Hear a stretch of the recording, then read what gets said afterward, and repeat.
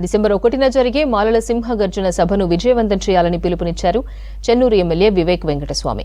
తమ హక్కుల కోసమే పోరాడుతున్నాం తప్ప ఎవరికి వ్యతిరేకం కాదని స్పష్టం చేశారు. రాష్ట్రంలో ఉన్న 30 లక్షల మంది మాలలు సభకు హాజరు కావాలని సూచించారు. అందరూ ఐక్యంగా కలిసి వస్తేనే తాను మాలల కోసం పోరాడగలనని చెప్పారు. అందరం కులం జాతి కోసం ఐక్యంగా ఉండాలన్నారు. రాజన్న సిరిసిల్ల జిల్లా కేంద్రంలో మాలల సభలో పాల్గొన్నారు వివేక్.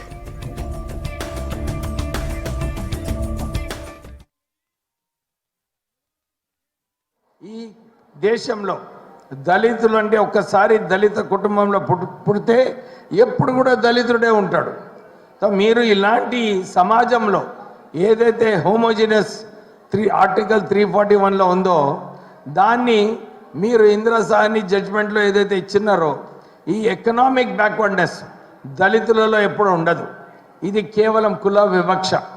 ఈ కుల వివక్షను మీరు ఈ జడ్జ్మెంట్ ద్వారా ఏదైతే రిజర్వేషన్స్ తొలగించాలని చెప్పి మీరు ప్రయత్నం చేస్తున్నారో మనమందరం కూడా ఐక్యమత్యంగా అయ్యి మాలలు దోచుకున్నారు, మాలలు అన్యాయం చేస్తున్నారు.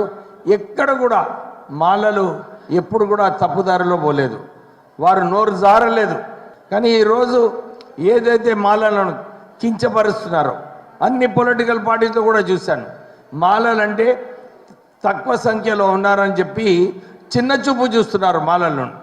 అయితే నేను కూడా చాలాసార్లు అన్ని పార్టీలతో చూసినప్పుడు నాకు అనిపించింది మాలల ఆత్మగౌరవం దాన్ని ప్రొటెక్ట్ చేసే అవసరం ఉంది, దాన్ని కాపాడే అవసరం ఉంది, దాని గురించి కొట్లాడే అవసరం ఉందని చెప్పి నేను ముందుకు రావడం జరిగింది.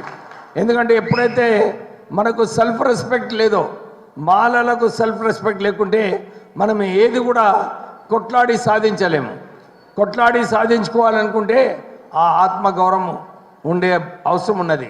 అందుగురించి అందరూ నిన్న కూడా ముఖ్యమంత్రి దగ్గర మన మాలా ఎమ్మెల్యేలు వినోద్ గారు, నాగరాజ్ గారు, సత్యం గారు, మన ఎంపీ మల్లు రవి గారు, మేమందరం కూడా పోయి వారితో ఇన్వైట్ చేసినప్పుడు 1 డిసెంబర్ నాడు ఏదైతే మీరందరూ ఈరోజు ఇక్కడ కూర్చొని మనం దీన్ని విజయవంతం చేసుకోవాలి, మన సత్తా మనం చూపించుకోవాలని చెప్పి ఏదైతే కార్యక్రమం పెట్టుకున్నామో వారికి కూడా చెప్పడం జరిగింది. మేము వారికి ఇదే చెప్పినాము. మేము మాలలకు మా ఆత్మగౌరవ సభ మేము 30 లక్షల మంది ఉన్నాము. మమ్మల్ని ఏదైతే కించపరుస్తున్నారో దాని వ్యతిరేకంగా మేము పోరాడుతున్నాము. మా మాలలకు ఏదైతే హక్కులు ఉన్నాయో ఆ హక్కులు కల్పించాలని చెప్పి వారికి సూచన ఇవ్వడం జరిగింది. మీ అందరికీ ఇదే కోరుతున్నాము. ఏదైతే మాలల పైన తప్పుడు ప్రచారాలు జరుగుతున్నాయో ఆ తప్పుడు ప్రచారాలు ఎందుకు జరుగుతున్నాయి, ఎవరు దానికి కారణము? మనమే. మన మీద ఎప్పుడు తిడుతుంటే మనం నోరు మూసుకొని కూర్చున్నాం, ముసుకేసి కూర్చున్నాం. అవునా కదా? అయితే వాళ్ళు అనుకున్నారు అరే ఇది నిజంగా ఉండొచ్చు, మాలలు దోచుకున్నారు అని చెప్పి అందరిలో కూడా ఒక స్ట్రాంగ్ ఇంప్రెషన్ క్రియేట్ చేయడం జరిగింది. దీన్ని తిప్పికొట్టాలంటే మాలలందరూ కూడా ముసుగు పక్కకు పెట్టి బయటికి వచ్చే అవసరం ఉన్నది.